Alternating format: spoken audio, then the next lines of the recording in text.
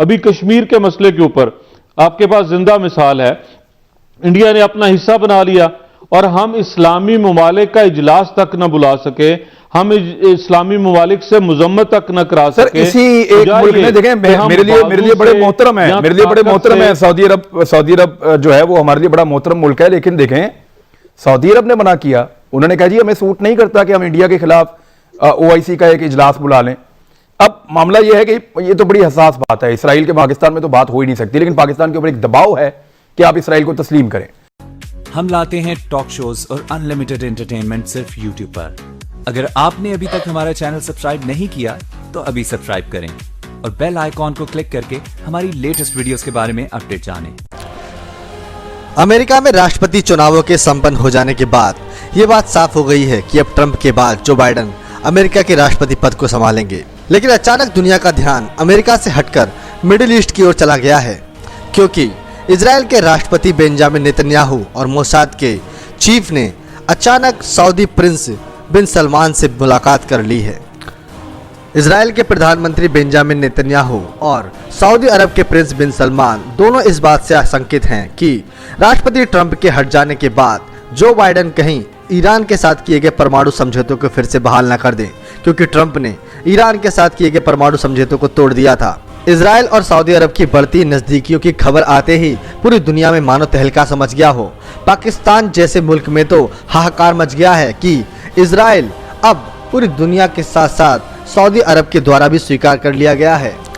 अब आपको दिखाते हैं सऊदी अरब के प्रिंस बिन सलमान और इजराइल के PM बेंजामिन नेतन्याहू की मुलाकात के सार्वजनिक हो जाने के बाद पाकिस्तानी मीडिया में कैसे मातम सा छा गया है। मैं एक बहुत बड़ी खबर आप तक पहले पहुंचा दूं, इससे पहले कि मैं मेहमानों का तारुफ करवाऊं और आपको आज के प्रोग्राम में बाकायदा हम इन करें। सबसे बड़ी खबर है इस वक्त की, आज की, जो दुनिया भर के अखबारात में छपी है। जिन अखबारात में मैंने पढ़ी है मैं आपको बता देता हूँ, BBC, CNN और हेरिड्स, इसराइल ह्यूम, फिर यरूशलेम पोस्ट जो इसराइल का पेपर है वहां पे भी लगी है, Washington post, New York times, guardian, बेशुमार अखबारात के अंदर यह खबर लगी है और अब उसकी तस्दीक होना शुरू हो गई है। खबर यह है कि पहला इसराइली वजीर सऊदी अरब की पाक सरजमीन पे पहुंच गया है।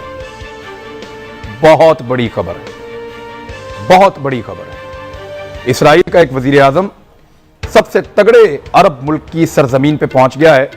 नियोम नाम का एक शहर है जिसको कुछ अरसा पहले डेवलप किया था मोहम्मद बिन सलमान ने, और ये एक मेगा सिटी है बहरा अहमर के बिल्कुल साथ। यहां पे एतवार वाले दिन खुफिया तौर पे नेतन्याहू पहुंचा और इसके साथ मौजूद था इसका इंटेलिजेंस चीफ, जो मोसाद एक बदनामे जमाना इंटेलिजेंस एजेंसी है इसराइल की, उसका चीफ वो भी साथ में पहुंचा और नेतन्याहू ने वहां पे वक्त गुजारा। जो उसकी फ्लाइट है वो तिल अल बैब से उड़ती है और 5 घंटे के बाद वापस पहुंचती है। 2 घंटे से ज्यादा टाइम उसने सऊदी अरब की सरजमीन पे गुजारा। और जो माइक पोम्पियो है उन्होंने एक ट्वीट किया जिसमें उन्होंने बताया कि उन्होंने मोहम्मद बिन सलमान के साथ विजिट किया है नियोम शहर का और वहां पे बड़ी अच्छी डेवलपमेंट्स हुई हैं। आगे उन्होंने कुछ नहीं बताया। माइक पोम्पियो ने कंफर्म किया कि मैं भी उसी शहर में था और कंफर्म किया कि मोहम्मद बिन सलमान जो सऊदी अरब के वली अहद हैं वो भी उसी शहर में थे। और उसी बीच में एक फ्लाइट ऑपरेशन जो है वो ये कंफर्म कर रहा है कि तिल अल बैब से एक फ्लाइट उड़ती है जो नेतन्याहू का प्राइवेट जेट है, जिस पे वो, और इसी जेट पे वो मिलने के लिए आया था। जब रशियन सदर व्लादिमीर पुतिन को मिलने आया था तब भी इसी पे आया था। तो इस जेट के ऊपर वो ये जेट वहां पहुंचता है और बाद में उनका वजीर तालीम वो ये कंफर्म कर रहा है कि मुझे वजारत खारजा ने यह बताया है कि नेतन्याहू मोसाद के चीफ के साथ सऊदी अरब गए और वहां कुछ वक्त गुजार के वापस आए। अब एक और चीज मैं आपको बताऊं, जो कल परसों मैं एक प्रोग्राम करने वाला हूं और सारी तफसीलात लेकर आऊंगा सामने। हमने एक इंटरव्यू किया था इमरान खान साहब से, उसके वो क्लिप्स भी हम निकाल के सुनाएंगे। उसमें इमरान खान साहब ने सऊदी अरब का नाम नहीं लिया था। मेरा सवाल बड़ा ट्रिकी था लेकिन उसका जवाब जो है प्राइम मिनिस्टर ने दिया था और इसके ऊपर गलत कुछ इंफॉर्मेशन बना के और उसके ऊपर एक प्रोपेगेंडा कर रहा है इसराइल का मीडिया। ये खत्ते की एक बहुत बड़ी डेवलपमेंट है मुसलमानों के हवाले से। मोहम्मद बिन सलमान इसराइल के करीब तो और इसराइल को तस्लीम करते जा रहे हैं बहुत सारे ममालिक, जिनमें UAE है, जिनके अंदर जो है वो बहरीन है और दीगर ममालिक जो है उनकी भी एक लंबी लिस्ट है।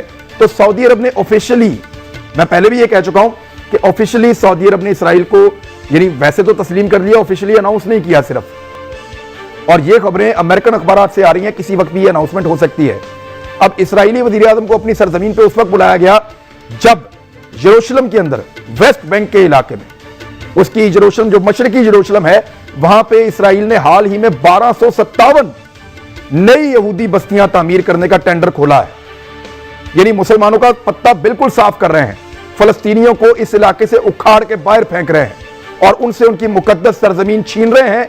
और जिस वक्त फलस्तीनियों के ऊपर जबर का यह आलम है, जुल्म का यह आलम है, उस वक्त जो अरब हुक्मरान हैं वो पूरी तरह, पूरी ताकत के साथ इसराइल के साथ ऐसा लगता है खड़े होते चले जा रहे हैं। ये जो डेवलपमेंट आज हुई है इसराइली वजीर आजम सऊदी सरजमीन पर, ये तो सर अरबों की काया पलट गई सर। वो तो नहीं रहा जो होता था कभी। चूंकि इमरान साहब जो बैतुल